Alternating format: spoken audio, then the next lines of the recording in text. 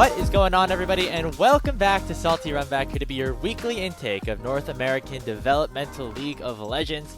It's been a while since we said that phrase, and that is because we are finally back for our first episode of Salty Runback in 2024, as today is the day that the NACL season finally begins. Welcome, everybody, once again. We're going to call it Season 2, but it's still episode 36 of Salty Runback. My name is Grapes, alongside Hawk. We hope you enjoyed our Pinch of Salt series, where we broke down all 10 of these NACL teams, but we're finally back for a more normal episode, and this will be kind of the cadence as we go on throughout the season.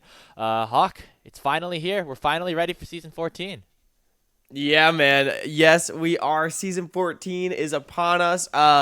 If you're watching this episode, it means that Challengers League starts today, Qualifiers starts today, and LCS starts today. I mean, so much action. Grapes, we have now flown 1 year around the sun with Salty Runback, and what a ride it has been. I mean, how exciting is it? We've been doing our Pinch of Salt breakdowns all the way up leading up to the season.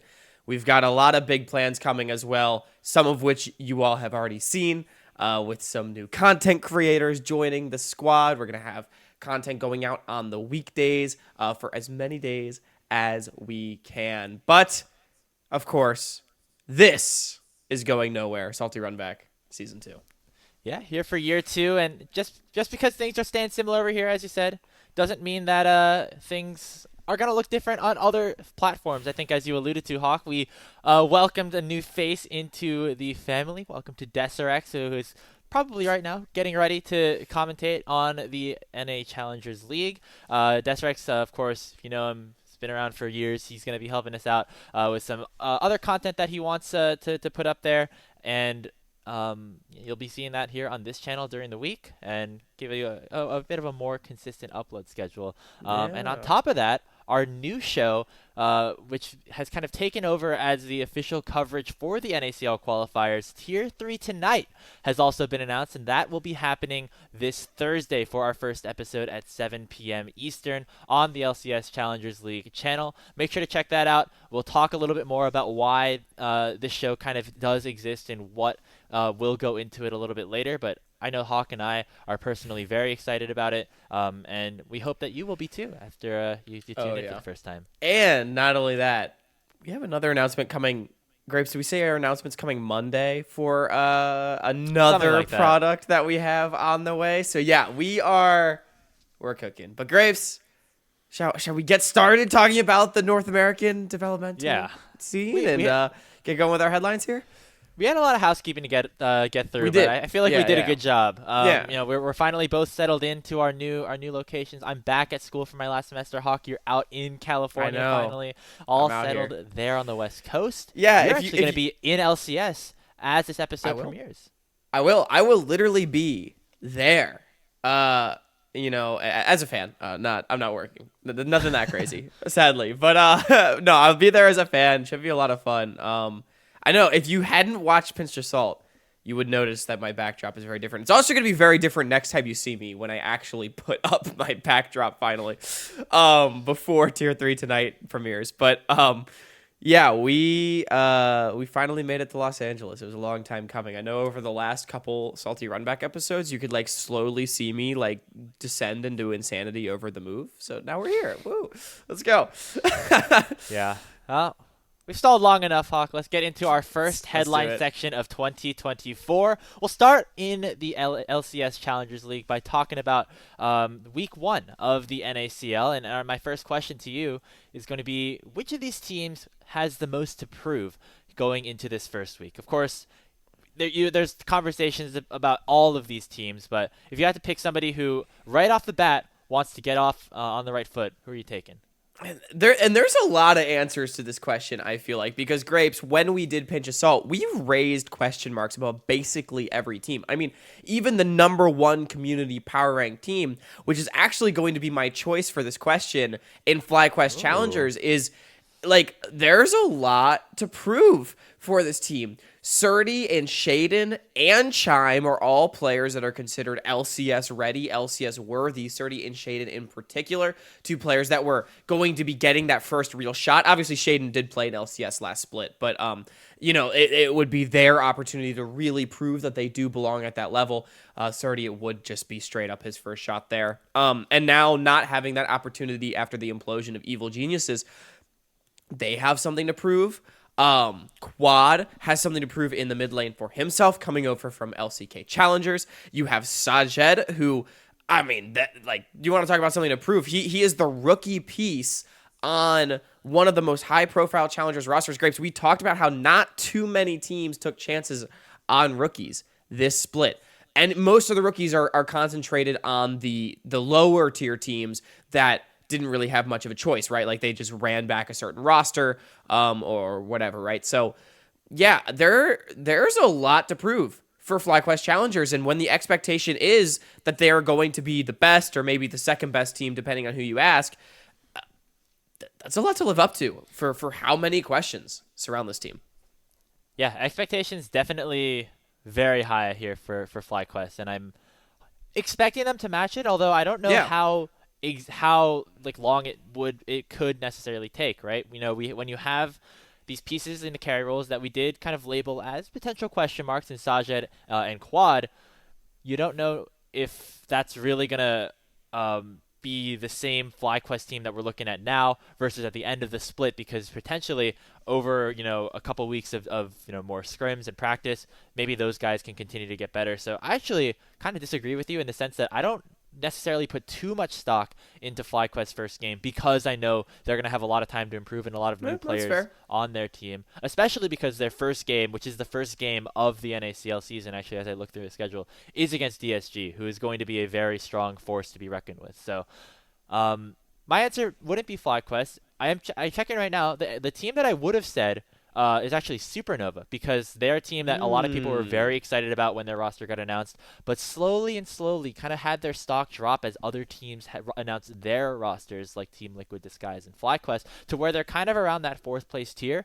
But if you ask anybody on that roster, I would imagine that they think that they have the potential to win the split, because they have really strong players all throughout the board. Their first matchup, actually, though, doesn't come until week 2. The way that the schedule works for NACL is only 8 out of the 10 teams actually play in a single week. So we're gonna have to wait till them. Maybe they have the most to prove in week number 2. But if I did have to pick one, I'm not so sure. But what do you think about Supernova here, Hawk?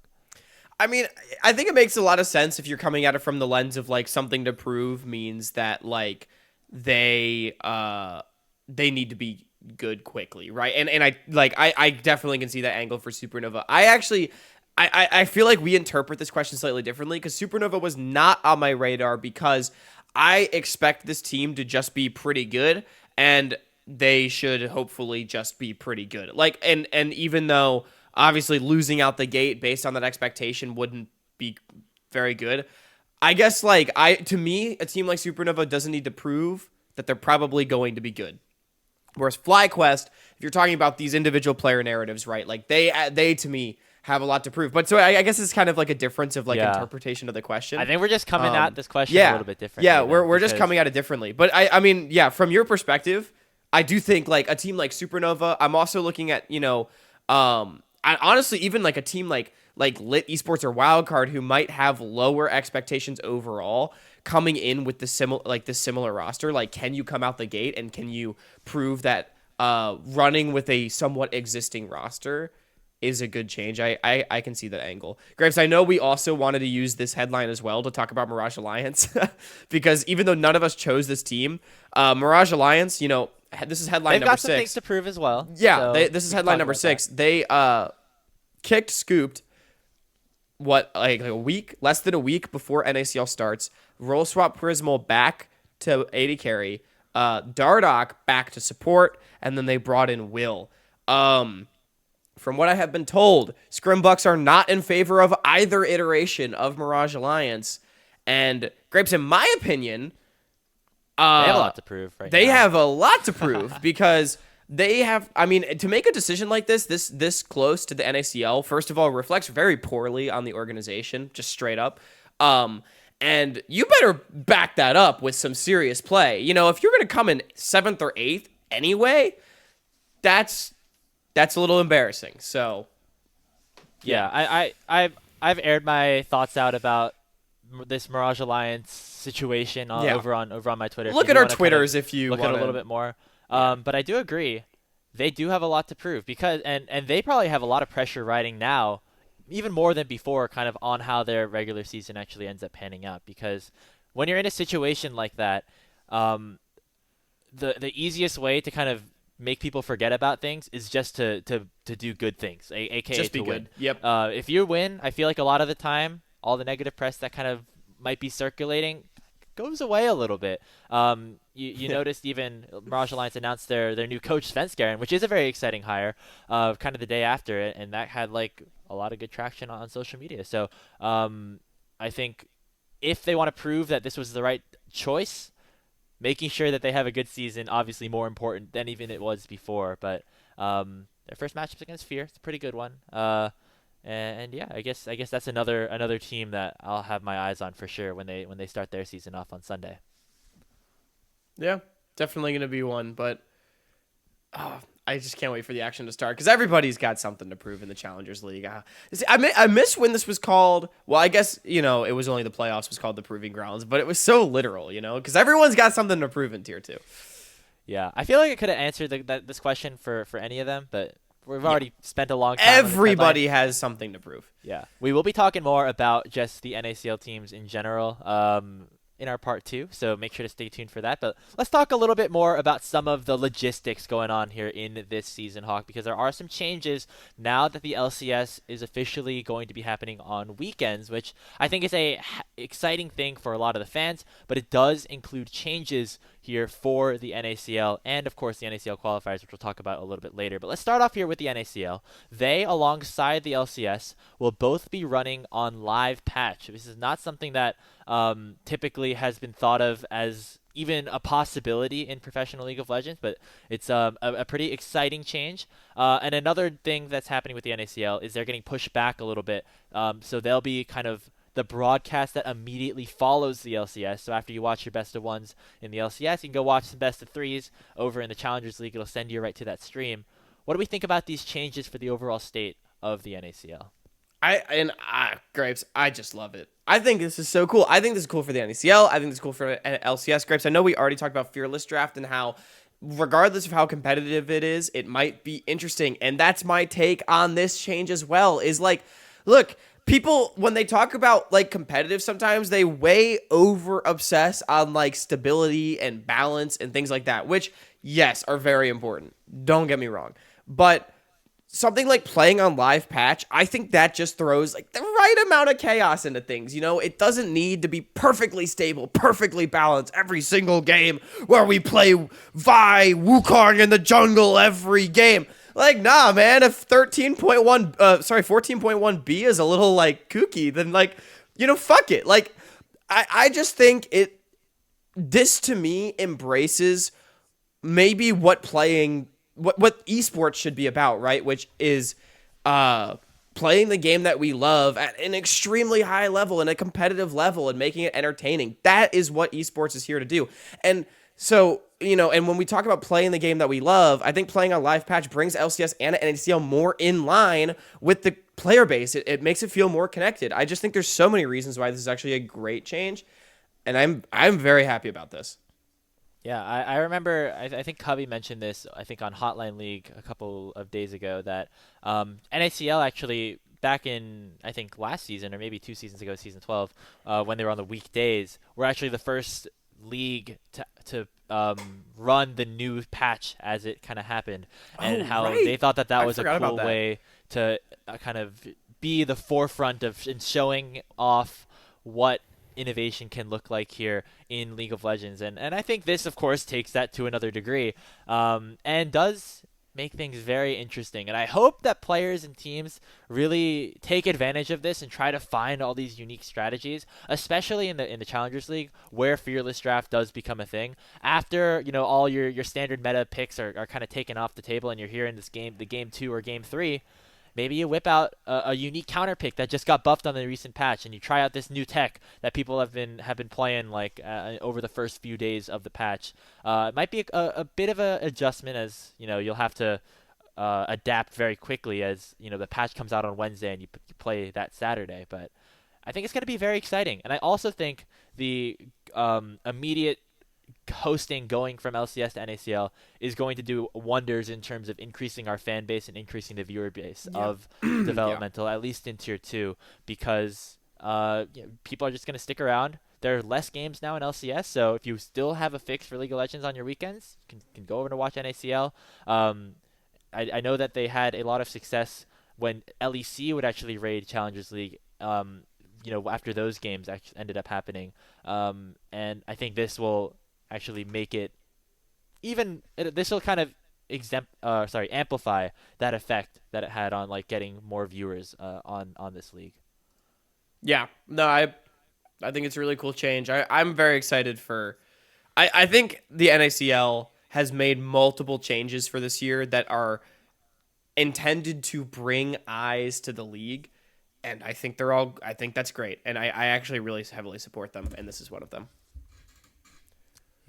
Yeah, I'm excited about all the changes happening here in the Challengers League. Hopefully, I know there have been budget cuts and there's less games, less talent hours, and less competition hours, but hopefully this does increase our kind of viewer base and increase the popularity around this league, and then eventually that can lead to more sustainability down the road. And we hope maybe we're just in a bit of a patch right now, but speaking of being in a bit of a rough patch, Hawk, let's talk about our next headline, which is the NACL Qualifiers. You might have noticed going straight from LCS starting at 12 noon Pacific into the NACL, which would go presumably from 5 p.m. to 11 p.m. Pacific. That's 2 a.m. if it goes all 6 hours over on the East Coast.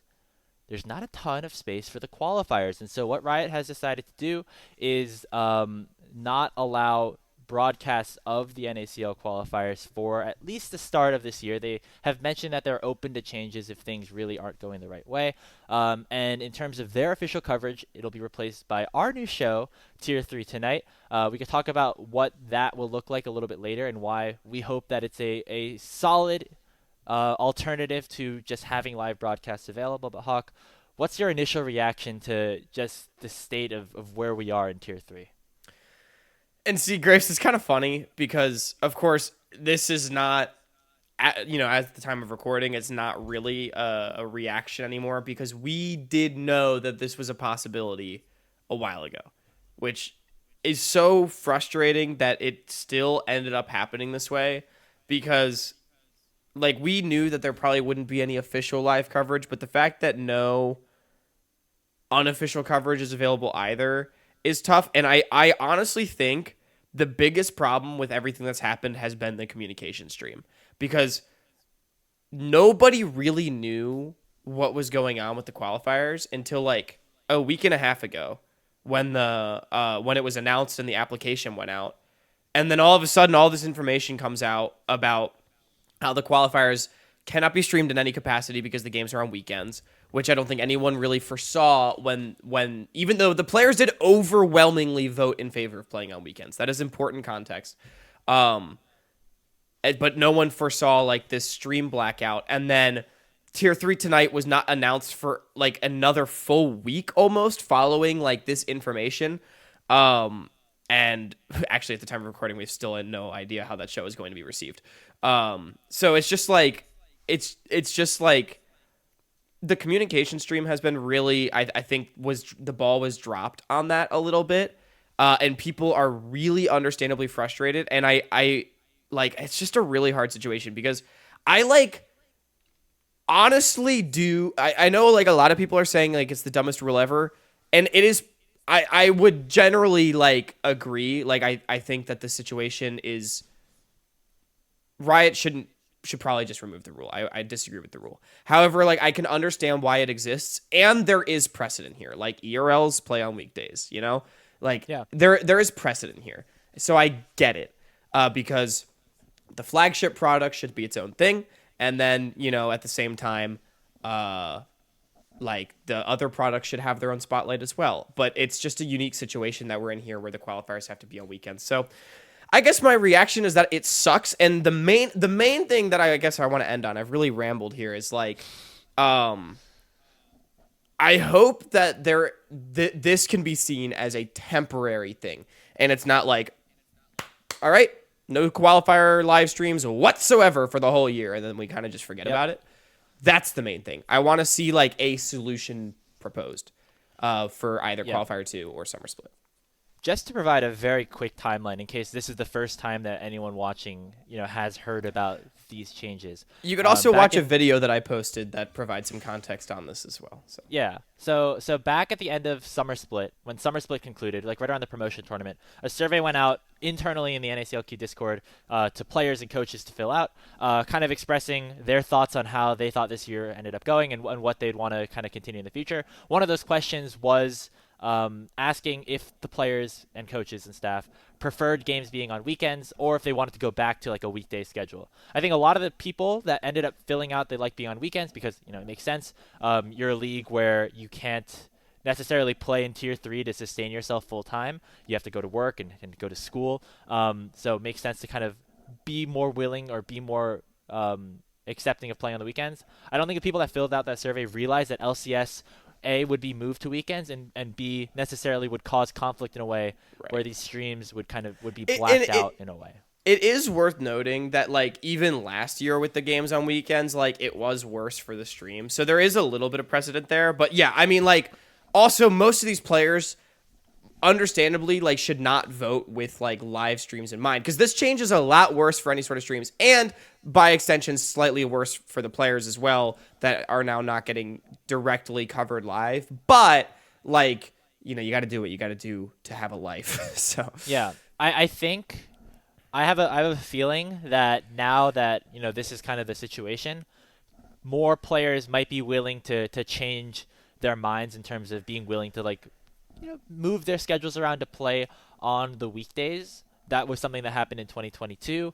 I know there was talks about moving things this split here to the weekdays, and that was pretty heavily voted against, and I think that makes sense because you can't change the schedule so quickly before the season actually does end up starting. But maybe in the future that does end up becoming a thing.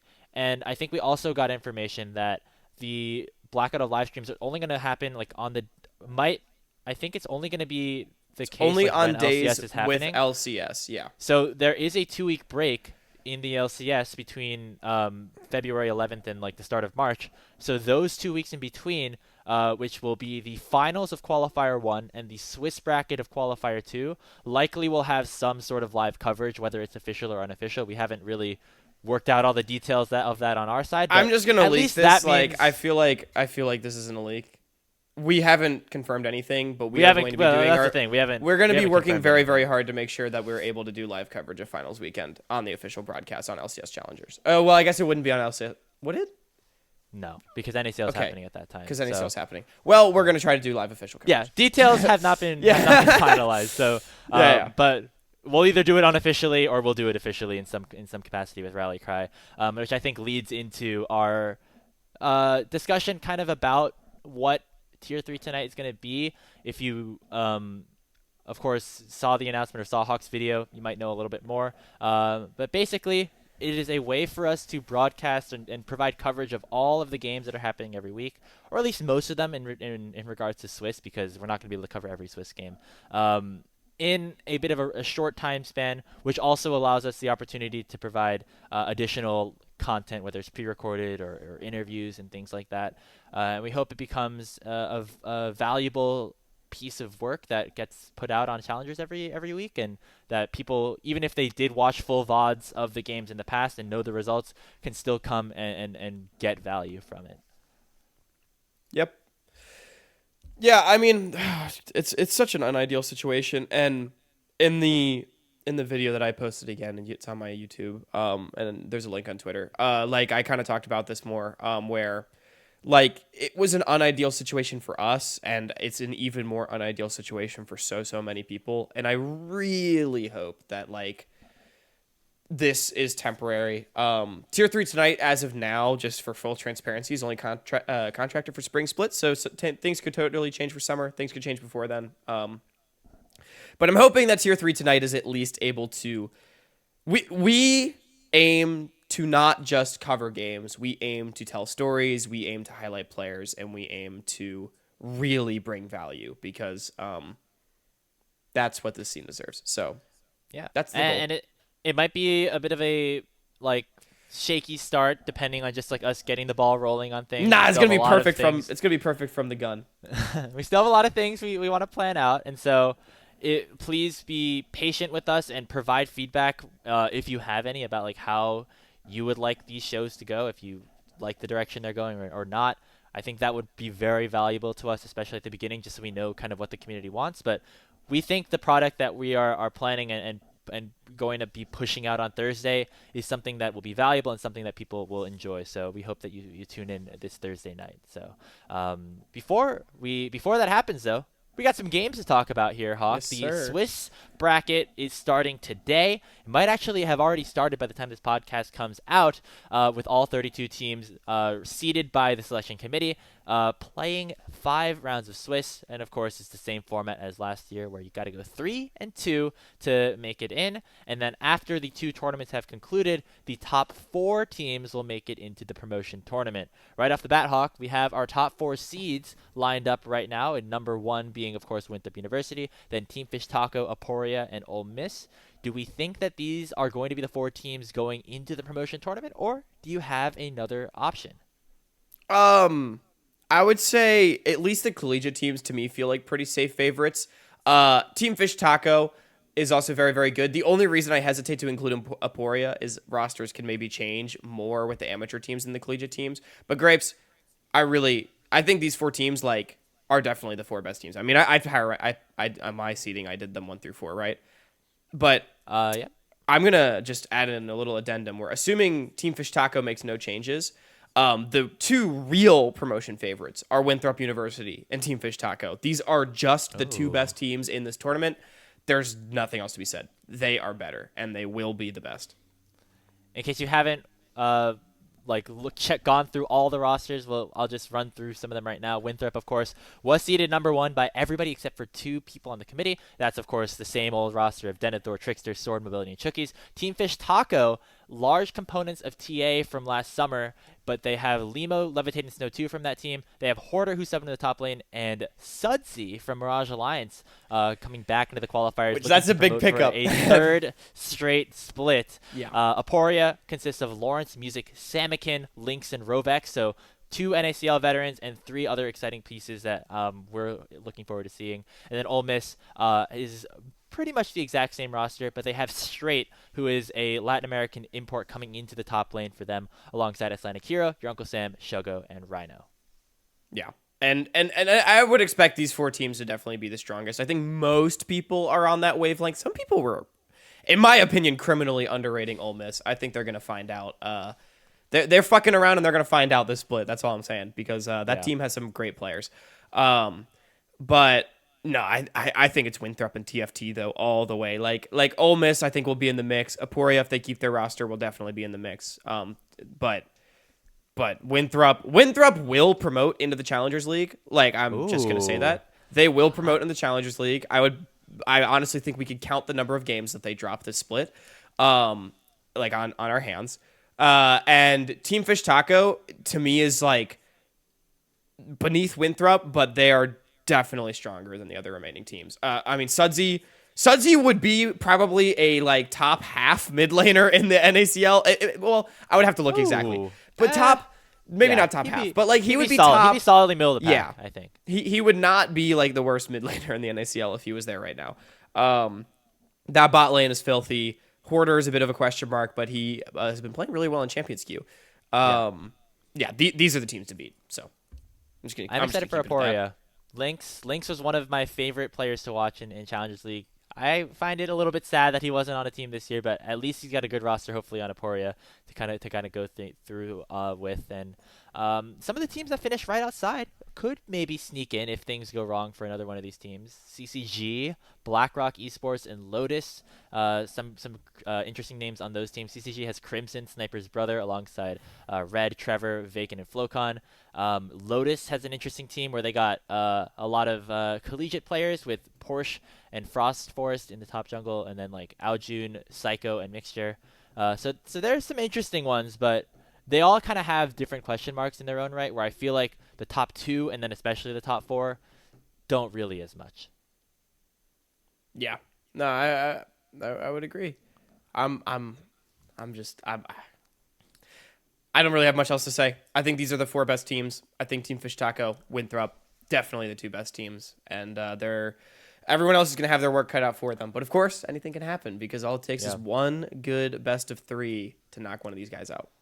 Yeah, there's a reason that they are the top four seeds, in my opinion, and that can kind of lead into topic number 5, our last headline, because while our ballots are official and public right now, if you go to the Rally Cry Twitter account, you can see where we placed all these teams.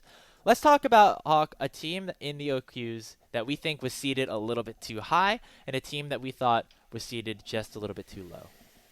Grapes, I think we both agree on who was seeded too high. Do you just want to like say it together, like 3, 2, 1? 3, 2, 1. 3, 2, 1. UCI. UCI. Yeah. Oh, this team went bad. 1-4 last spring. Then they went. Did they go 1-4 again or 2-3? They played in both the spring qualifiers. And, so in spring both they went 2-4. In spring they went 2-3.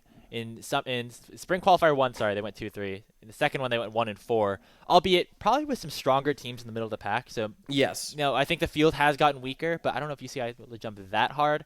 And then in CELO they also got knocked out, I believe, in the first round. So yes, even though they have a very exciting group of players like Cinna, Mike Young, and Gorica, Light Pulse, and even Elated up in the top line, who's a little bit newer, just given their track record, at some point it does, feel a little bit bad to keep hoping that this team puts it together. And I know they did have a good performance against UCSD, but when they've been on this stage, I think the last time they made a Swiss stage was back in spring 2022. So that been sounds a while, right. Hawk. Yeah, and back then they were taking games off of Golden Guardians Academy. How the mighty have fallen for UCI, unfortunately. Like, this seems tough because I feel like they still should be able to promote. Like, Grapes, you had them ranked 16, I had them 15, so we still had them in promotion position, but or qualification, I should say. But I think 12 is too high. I think there's some teams that they are ranked higher than that I actually think are really exciting.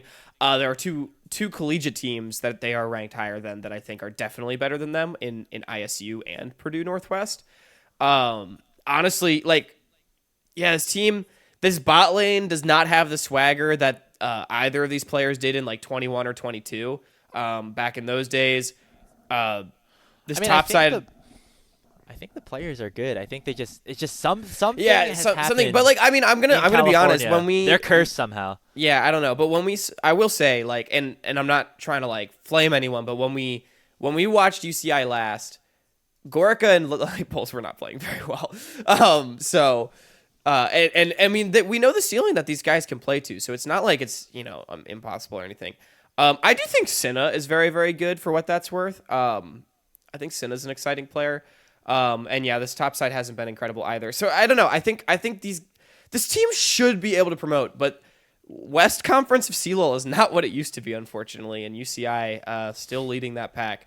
What's interesting, really quick, is that a lot of either players that are on the B team for UCI or have formerly been on UCI, like Barrick over on Gentle Hearts, and then Excelsis and Zhao Danny on Sleepy Callers are both ahead of UCI in the power rankings, and I think deservedly so. So that's they showed up in 23. UCI did not, unfortunately. So yeah. In terms of a team that is maybe underseeded, do you have anyone that you want to talk about real quick? Yes, I do. Well, okay.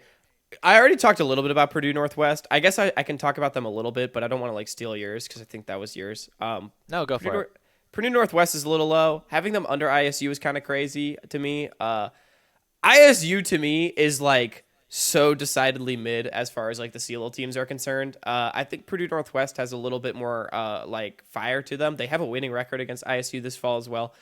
So I think they're a little low at 16. I would have just basically swapped UCI and Purdue. That's a and then good take, I think. My other take is gonna be another collegiate team. I think OC is a little low at 21. Grapes, I see you have them right there at 21, but I think this team actually should be pretty good. I did not have them in promotion position. I had them at 18, which is 3 slots higher than they currently are. So still like in a 2-3 spot, but I think OC is definitely going to be a bubble team. Emps, their mid laner, who has just come to the school from Harrisburg, I want to say. Yep. Is very good. And he was playing jungle all the fall tournaments as well. So right. He's finally getting to play mid lane. Finally back in mid. Yeah. Yeah, I think Oklahoma Christian should be pretty strong. And I would not be surprised to see this team in the top 16 when it all shakes out. So I to me, having them down at 21 is like, oh, okay, I don't think this team's going to qualify. I think they can. So I would have them higher. I definitely think they can. I think there are also other teams that like are higher elo, for instance, and feature some exciting players that I power ranked higher. I had them above UCSD and also Bethany, which that was like kind of the group. Oh yeah, I had them above together. Bethany. Bethany at 20 is a little high for me, but yeah, that's fair. All the collegiate teams are the ones we have takes about. We just talked a lot about collegiate. I'll mention one non-collegiate team before we move on because I know we've been dragging these headlines out for a little bit. Wang's Revenge at 13. I had them ranked 11th, which I think was tied for the. Oh no, Collimer had them at 10. But I think this team actually does have a good chance to even like pull off a random like 4-1 if things really get wild in the Swiss bracket. They have Boil the Oil, Rapid, Debonair, also another UCI guy, Deathwalker, and Cerulean, who are all players that have been on like decent teams but have never really been able to really kind of push to that next level. And I think specifically Rapid and Rapid and Cerulean, and their jungle support. I'm very excited to watch, and the other players have kind of been like on these like supportive pieces on different teams, or just haven't really gotten their chance in the spotlight, and hopefully they'll get a good opportunity to really show some people up because I have them pretty high. Yeah, I think Rapid is a player that's improved a lot. He's been on a lot of lower tier OQ teams. I think this Wang's Revenge team is the best one that he's been on so far. Honestly, I think Wang's Revenge is tiered right about where I would have them. I had them at 14. They're at 13. The people that put them at 20 are cooked out of their minds, by the way. Like, no shade, but it's true. This team should be pretty good. So I would agree with you on that. Yeah, I didn't have too many hot takes now that I'm looking through. Like, nothing really differed by too much compared to some of my other lists where I have been a little bit more opinionated, I guess. Let's see, my hottest take was Reluminate. I really am not excited about this team. So maybe we'll see. That's the Crucile Shimmer team. Yep. They did make a top 16 as a pair last season on Conviction. So they have some other pieces around them. I think XD's pretty good. We'll see. We'll see how they end up doing. I had them 18, which is exactly where they're seated. But some people had them a little bit higher. So still a possibility. But I think that's enough right now for the headlines. If you want to learn more about the Open Qualifiers and how they ended up going, of course, you can tune in to what's it even called? Tier 3 tonight, this Thursday at 7 p.m. where we'll break all that down. But for now, it's time to talk a little bit more about the NACL in our part 2. Of course, Salty Runback is a podcast, and that means we got to do some tier lists every once in a while. And to kick off Season 2, we're going to be doing our own power rankings here for the start of the 2024 spring season with the LCS Challengers Leagues. We got all 10 of these teams lined up. Shout out to Andrea or Edgyhoon on Twitter for pulling this together, and I know a lot of people have kind of put their own tier lists together and posted them online. It's been really cool to see. And shout out to Andrea for making that happen. But we're going to be doing it as well here on Salty Runback, Hawk. Yeah, time is a flat circle. We started with a tier list at the very beginning of Salty Runback, and now we're starting Season 2 with one as well. But first, let's provide a little bit of context for the people back home. For those of you that may or may not have been watching Pinch of Salt, we sent out a community power ranking poll. at the beginning of, or like a couple weeks ago. We got 40 or so responses. So shout out to every single person that filled that out. And basically, we had everyone in the community that wanted to fill out their own power ranking for the Challengers League teams based on their regular season performance. And the best one will get a prize. And then we also, in reverse order of the community power rankings, did our pinch of salt episodes. And so this is how that sort of shook out. Left to right matters, left higher than the right. And we broke it up into tiers based on like how the averages shook out. So FlyQuest at the top, then Team Liquid Disguised, Supernova in their own in fourth, and then we had 2 tiers of Fear, AoE, and Mirage, and then Maryville, Lit, and Wildcard all the way at the bottom. And we now today are going to be doing something very similar. We have alluded to our own individual power rankings throughout Pinch of Salt with our higher or lower based on each of the team's placings. And now, for the first time ever, Grapes and I are going to be live creating a tier list with our powers combined for the official Salty Runback power ranking coming from Hawks and Grapes for the teams. And then when that's done, we're also going to do a fun little tier list about how fun each of these teams would be to root for, you know, based on the players that they have, how fun they'll be to watch, that kind of stuff. So we're going to be banging out 2 tier lists today, and it should be a good time. Yeah, I'm excited. And as mentioned here, as you saw, the tiers were kind of separated by the like average ranking. And so like if there was a big jump in the average ranking, that's when I bumped things down a tier. So it's interesting to see kind of FlyQuest all on its own, Supernova all on their own, and then like a lot of those teams kind of chunked together towards the bottom. But we have always like been able to have our own opinions and like kind of put them out individually. But now, Hawk, we're gonna maybe have to fight over who we think deserves to be in which certain location, which might be a little different compared to what we've done in the past. So let's start things off right away, I guess. We just want to go left to right with DSG. Let's just go left to right. I only listened to like half of what you said because I spilled water on myself while you were talking, but it's fine. Like we're gonna go for it. DSG, Grapes. This team's good. They are good. As I think if you listen to our episode of Pinch of Salt, which you haven't, go ahead and tune into that one. I feel like this team has very exciting solo lanes. They have basically known quantities all across the board. And on top of that, some players that, while they are known, can continue to make improvements and climb to the top of Challengers League. And hopefully, like they did in the summer split, last split, promote some players into the LCS. And so maybe this is a hot take, Hawk. I know they're ranked 3rd in our poll, but I'm going to put DSG in S tier. Ooh. Put DSG in S tier. That's interesting. I guess, so it depends on how much better you think FlyQuest is than this team, right? Because if we think that FlyQuest and DSG are on a similar level, then I think that makes sense. But I'm trying to think, because I also do not have DSG as my personal 2nd place team. Oh. I have DSG as my 3rd place power ranked team. So I was kind of feeling more A tier range with this one. All right. I had DSG. I would probably have DSG 2nd if I was doing this, but for now, let's stick them in A, and then we can. Okay, yeah, we can, because we can also adjust, like if we feel the need. Okay, I feel like that feels pretty safe. Now we have Team Liquid Challengers, which this one is going to cause controversy between us because I would put this team in B tier. Wow, they were our 2nd place community power rank team. I'd probably have them 3rd, like right behind Disguise, which I guess means that you have Supernova in 2nd place, which I'd be interested to hear. It does mean I have Supernova in 2nd place. Yep. Okay, so TL. When we did Pinch of Salt, I said this team is ranked way too high. I have this team 5th.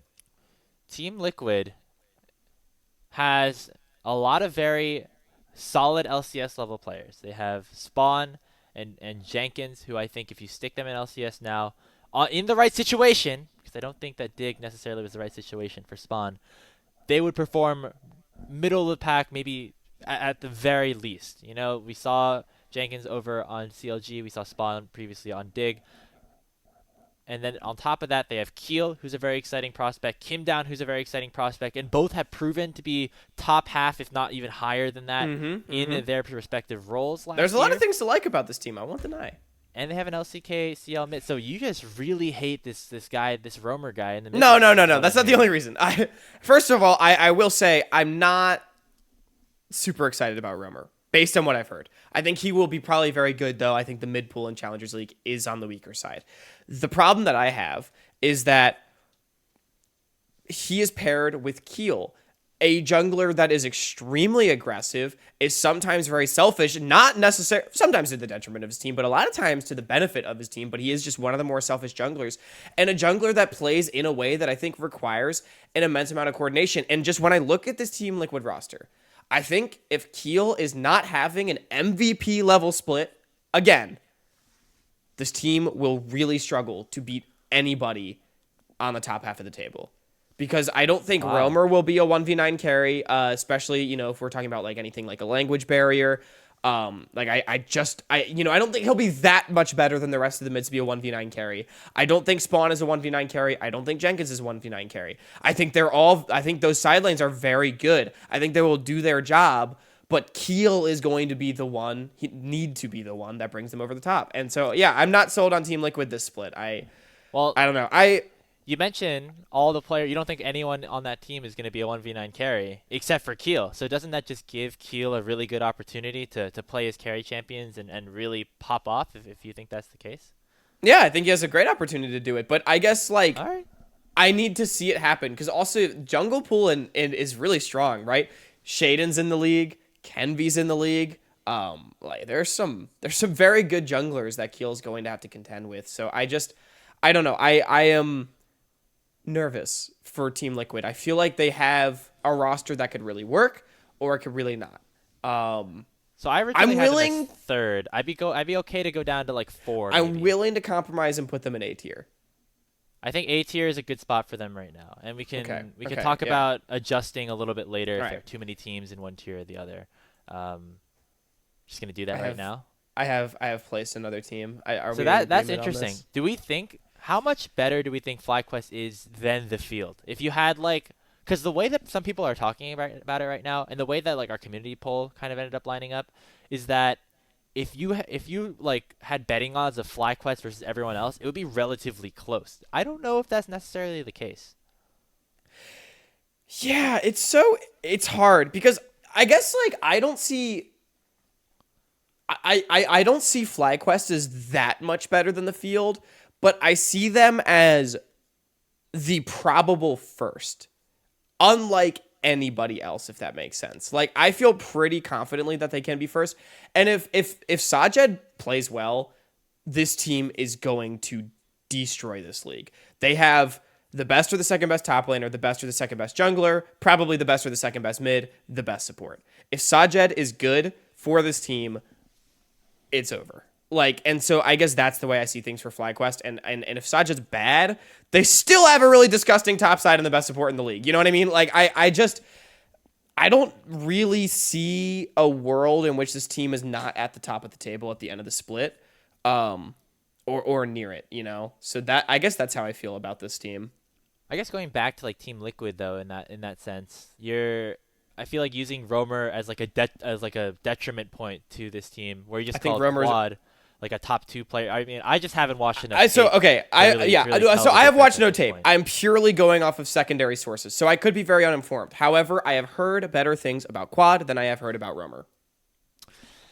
I've heard a lot of good things about players, Hawk, and they just haven't necessarily worked out. I'm gonna say that right now. And that's true. I mean, maybe Romer will be him and Quad will suck. It's totally possible. That's just why I feel I place those two in some similarly towards the top half. I feel like right now, because I don't know. I feel like I can't put them. I think Romer will be. Yeah, I think Romer will be a top half mid. I guess. Will Quad be? So if we're going to talk about the difference between, if we're going to real quick talk about the difference between FlyQuest and TL, I think Quad has I think FlyQuest has a top 2 player in every role other than maybe Sajed. I think Team Liquid has a top 4 or 5 player in every role, just across the board. Right? I'm not super willing right now to put Quad at the top of the table above Young and maybe Shochi. Oh, I'm not either, but in any way more than he's Romer. Probably.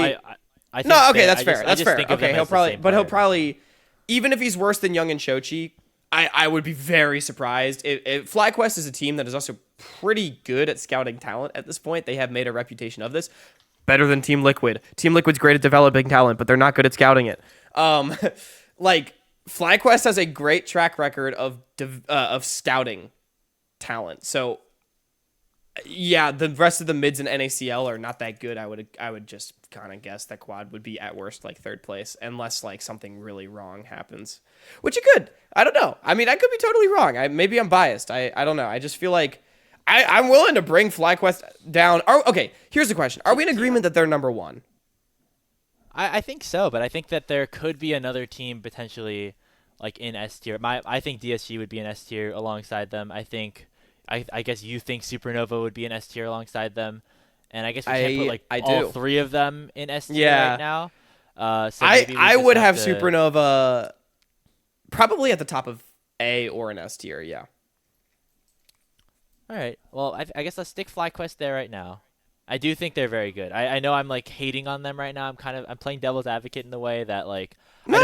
This is what this is about. This is runaway, especially towards the start of the season when they have two new players in their carry roles, as we talked about in our headline. So, I also here's another thought. We could put no one in S tier. If we don't think that anyone is that clearly ahead of the pack, there could be no S tier team, and there's just a bunch of teams that we think are going to be very, very good. I feel like 4 teams in a tier is a little aggressive though, and I don't necessarily think. I mean, if we think that there's 4 teams that are all on the same level, I don't know if I do think that though. Let's talk about Supernova real quick, and let's place them right now. I guess. Okay. Let's talk about Supernova because we also disagree on this team. Yeah, I have them. I guess like 4th behind TL.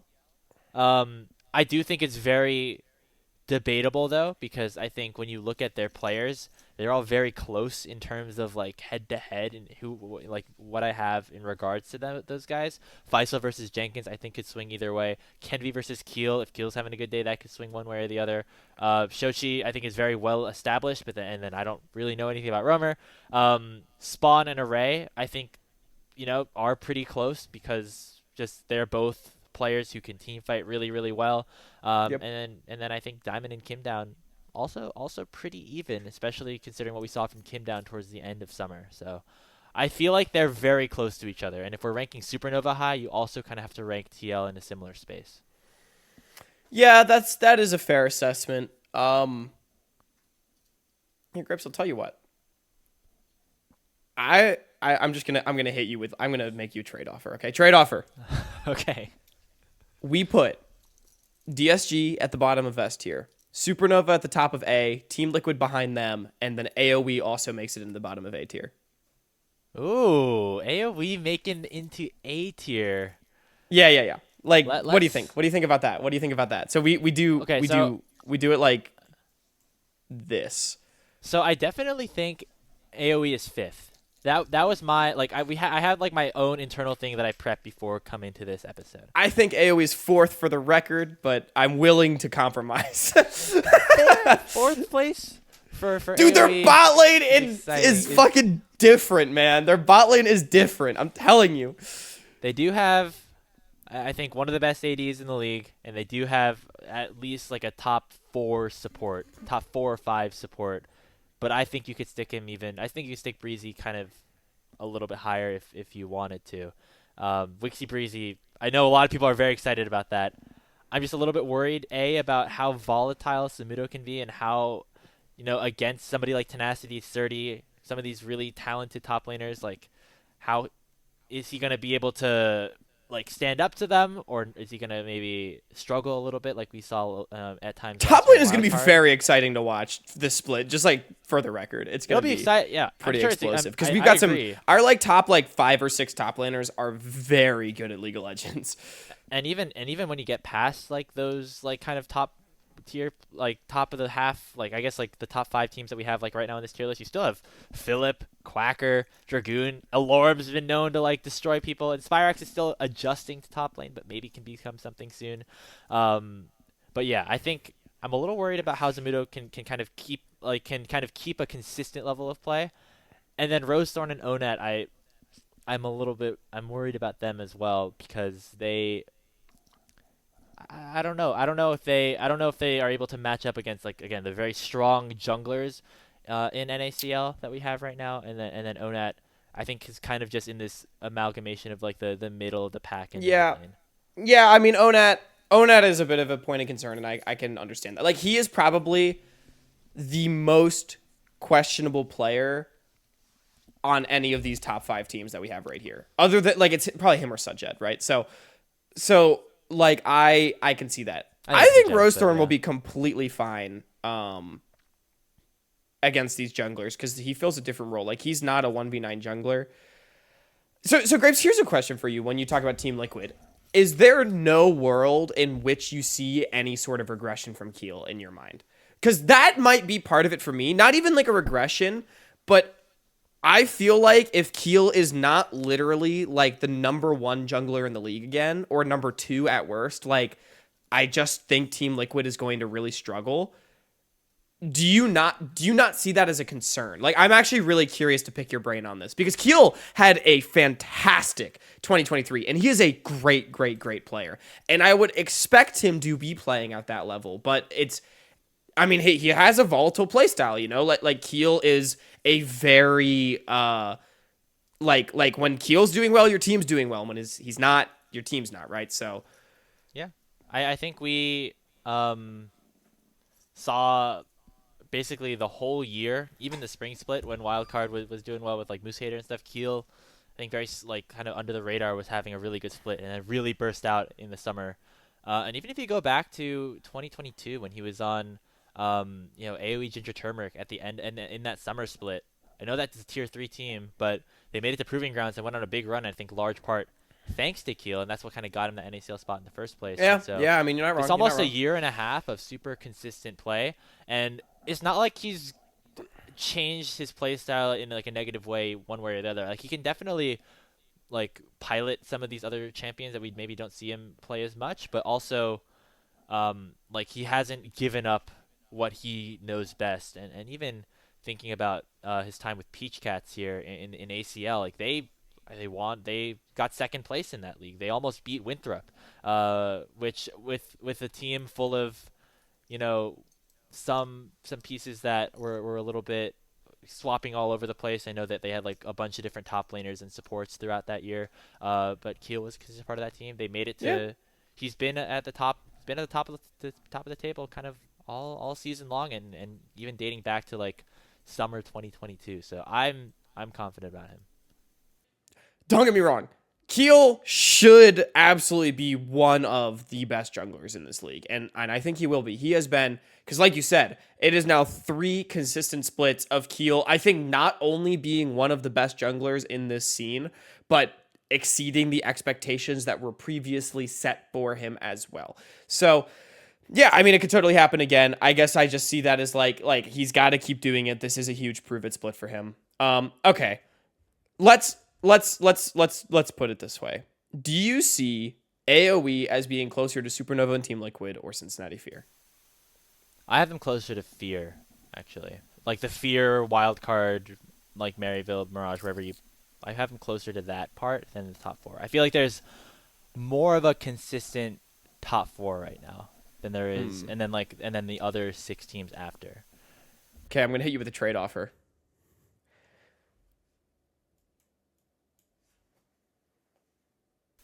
You know what? I'm okay with that, actually. All right, we're okay with that. All right. And then it seems like we're putting fear right here, right?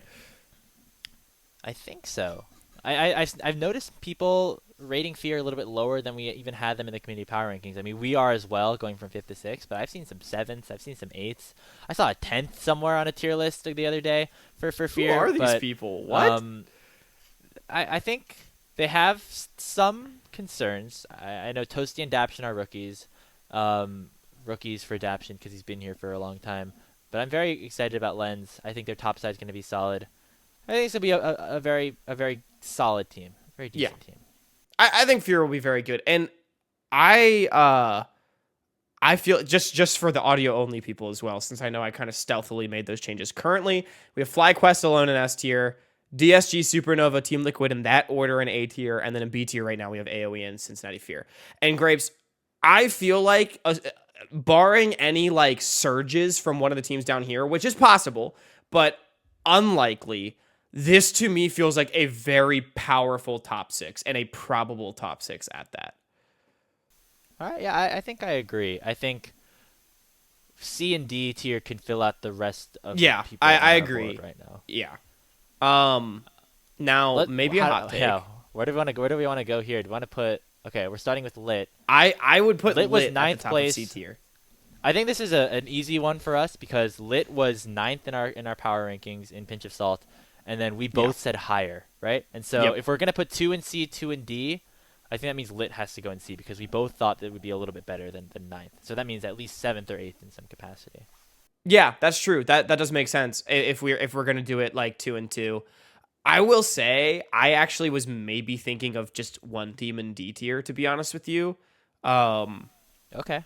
And what team would but that be for you? Do you think that is wild card like the community thought, or is it someone else? I think it's Maryville. Ooh, you put Maryville in there. Okay, let's talk about that. Why do we think Maryville Yeah, is the 10th place team? Because they were eighth in our in the community poll. they were 8th in the community power rankings, and we both said that they would be lower, which to me signals that even if they're not the only team in D tier, like I personally on my power rankings I have Maryville 10th.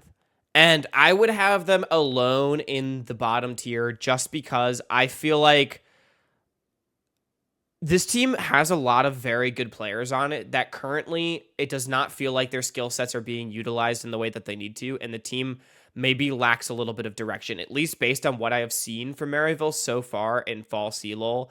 And I just worry in my opinion, I think the level of play in the NACL is higher this split than it was last year, at least on paper. It should be. And the strength of schedule is going to be more difficult. Last split they avoided relegation. I think their roster is weaker than it was last split. I think the level of play is higher. I just think Maryville is going to fall behind. And they're going to have to fight for their life against Winthrop. That's really what I think. Yeah, I don't know. I don't know if you agree or disagree with that take. Like, I think it's hard because I think every team in the Challengers League is good this split, and Maryville has some great players. I still think pretty highly of Getback, especially considering the mid pool this split. I think Getback should hopefully have a good split for himself. I think Scary Jerry and Zyko might still be able to find their footing better than they did in the summer. I really don't think super highly of this top side. I think Iconic is a good player. I think Spyrax is a great player that is not great at top lane. That's just where I'm at. I have multiple people ranked as like worst or like ninth or 10th in their respective roles. And it's just because someone has to be there, right? But that is unfortunately just the reality. We mentioned that. I think I mentioned some point during pinch of salt that I think all 10 of these teams have a ceiling of top 6. If things go right for them, and if things go bad for another team, their ceiling is at least winning a playoff round. Anyone can beat at least a stage in the playoffs. Yeah. Yeah.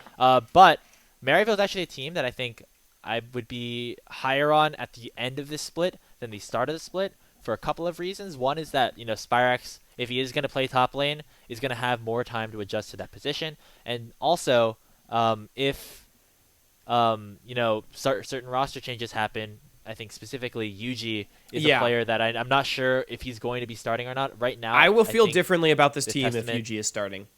Yeah, right now the sentiment I think is Iconic playing, and that makes sense if you want Yuji to kind of adjust to school life. I know that's what they did with APA back in 2022. I think if he's slotted in and you have Yuji Spyrax in one way or the other, maybe this team can take another couple of steps. But especially from what we saw in the fall, Maryville was worse than SLU, which is this wild card team essentially, and they were worse than Winthrop, who's a team in the qualifiers. And so I do think that they are maybe a little bit at risk unless they really find a formula that works for them and stick to it. They barely missed out on relegation in the summer split, and I don't know if that's going to be the case again this time. Yeah, I would agree. I just feel like Maryville to me right now. I think this team has actually a higher ceiling than some of the others at the bottom, but I do not feel that this team is anywhere close to reaching it at this current moment. Maybe they do. I would be excited if UG came in. I unfortunately do just have Maryville 10th in my power ranking. So that leaves these two teams grapes. Now the question first off is whether or not there's another team joining Maryville in D tier. And the second question is which of these teams is next. Okay, so let's first of all talk about what we think about this Mirage Alliance roster now that some changes have kind of gone into place, right? Scooped is out. Prismal has swapped over to ADC. Dardoch has swapped from jungle to support, and they have Will now in the jungle. I'm personally pretty excited about Will, but I'm not necessarily sure how much this bot lane is going to necessarily be an improvement, especially considering that Prismal hasn't played AD competitively since like last spring, Yeah. or spring 2022 actually. And Dardoch, of course, was a solid support in tier 3 last year, but it's still a new position that he's going to have to adjust to quickly. I have some thoughts and some major concerns for this Mirage Alliance team because, yeah, I think Will's a great player, but I think he's about in the same tier that I would personally put Dardoch, and I think he's a different kind of player as well, and I would have personally preferred Dardoch's jungle playstyle for the original Mirage Alliance roster as opposed to the Will playstyle, just based on like the names on this team and how I would expect it to function. I would expect this team to play a little bit more through like its mid-jungle 2v2s, not so much like I think Will a little bit more of a slower player, and is not quite as aggressive as someone like Dardoch. Not as much of a game manager, maybe, which I think is what this team needed in the jungle. In addition, if the level of play that Scoot was playing at was really so bad that they had to kick him, and now like Prismal and Dardoch is seen as an upgrade over Scooped and Prismal, that to me, Grapes, is very concerning. I think Prismal is a good AD carry. But I would not have him super highly rated personally. And Dardoch was a fine support in that he added value to the team outside of just his mechanics, right? It was his leadership. It was his shot calling. The team was going to get that anyway. So I honestly see this as like a like side grade at best as far as my expectations for Scooped were, and then like my expectations for Prismal. A downgrade at support, and then like a side grade that is like maybe we needed a wrench, but instead we have like a screwdriver for jungle. You know what I mean? Like I am really concerned about the roster swaps for this team that have been made. And so yeah, I know in the power ranking when we did our pinch of salt, we had Mirage Alliance was community power ranked 7th. And both of us said just right. Grapes, I am worried for Mirage now. Well, also, I think the big thing is if you're making roster changes before the season starts for performance issues, these things are really, really not going too well. Yes. Yeah, no, exactly. Exactly. That's the thing is it's like if things were so bad like, that they needed to be changed, like now all of a sudden my expectation for this team as opposed to the other team is lower than it would have been. But apparently that team was performing so badly that like you had to change something. I mean, like it's crazy to me. Even with like I think all the points that you made about like the roster and the play style change like it does make sense. Just the fact that they're struggling right now, and then they had to make these quick roster changes means like things look a little bit shaky, and I think it's fair to put them in the D tier. And actually, I think we both were a little bit higher on wildcard, and I think that they could make their way up into C alongside Lit because I am a fan of this slew core. I think Winnie Darkwings and Aaron are gonna be solid, and Doxa hopefully adjusts well, and of course Quacker is gonna be doing his thing. If you want to hear our thoughts on wildcard a little bit more, you can go to Pinch of Salt. But yeah, that's my proposal. My proposal is wildcard 8th, Mirage 9th for now. I'm definitely comfortable putting wildcard here. I just am trying to decide whether or not I think Mirage goes here or here from me. Yeah, because wildcard, I just don't know if I think they're that much better than Mirage because I still think wildcard's bot lane is going to be not that good. Well, do you think that Mirage is way better than Maryville? Because that's kind of the logic that you're gonna have to make to stick them in the C tier.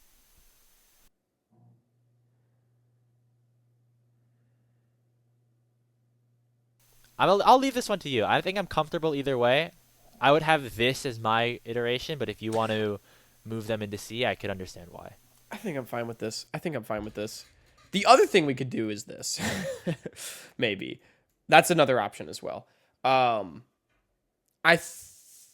think I'm comfortable with this. I feel like, yeah, when I look at these bottom four, I think Lit is like at this current moment, I don't think of any of their players individually super highly in the context of the league, except for Rock Boom is like very good. But I just feel like this team has so much room to grow. Lit, and they're running back the roster, good vibes. Like I just like what Lit is doing with their team. And then you've got Wildcard, who I think their mid jungle should unironically be very, very strong. Like able to compete with like some of the best teams in the league. I think Winnie and Darkwings will be perfectly fine. I think their bot lane will struggle, and that's gonna hold them out of like a strong top 6. I think Mirage, yeah, it's just like bad vibes surrounding that team. And then Maryville, we already talked about. I think I'm comfortable with this, which does make great. Okay, Grapes, let's just take a quick look. Any changes that we want to make? No, I think we're good, and we are. I know running a little bit low on time, so maybe we just gotta wrap it up here. Yeah, maybe. I'm comfortable. I'm comfortable with this. Like, and I guess I'll post this on our socials and see what you guys think when the season starts. Yeah, I just to break it down really quick. We have FlyQuest alone in S tier. Then we have DSG, Supernova, and TLC in A tier. We have AOE Esports, Cincinnati Fear in B tier. Lit Esports and Wildcard in C tier. And Mirage Alliance and Maryville in the basement in D tier. Yeah, I know we said we would tier list the teams based on how much we want to root for them. Maybe just stay tuned and see how much we like them. Honestly, you want to reveal our bias too quick. Yeah, and you know what? I feel like we kind of tipped our hands a little bit as we were talking about this anyway. Like how much we like certain teams. Like I know I'm probably this split going to shill for like AOE and FlyQuest and Lit. Like Grapes is gonna shill for Team Liquid, Cincinnati Fear, and Wildcard. Like that's just how it goes, I guess that's the sides we're taking for now, and yeah, we're super excited for the NACL season to begin. Qualifiers as well. Once again, you could catch our first episode of our new show, Tier 3 tonight, 7 p.m. this upcoming Thursday. That'll be breaking down all the open qualifier action, breaking down the groups for the first week of GSL as well. And enjoy the NACL, everyone. We're here for 2024. I know situations aren't as ideal as we'd always like them to be, but I'm very excited to put our full heart and commitment into this league once more for this season, and I'm ready to do it alongside you, Hawk. Oh, yeah. We'll be putting in overtime for sure. Stay tuned on Monday as well for another special announcement. We are going to be unveiling a brand new weekly product starting next week. 6 days from now is going to be the first show of that. So you guys are not going to want to miss it because, oh boy, we got some good stuff in the works. But if you think RJS is God and should not be in D tier, you can go ahead and take what we said with a grain of salt. Next episode going to be coming out on Friday next week as well. Friday early afternoon before our other big show. We got 2 Friday releases, just kind of the way the cookie crumbles with our schedule.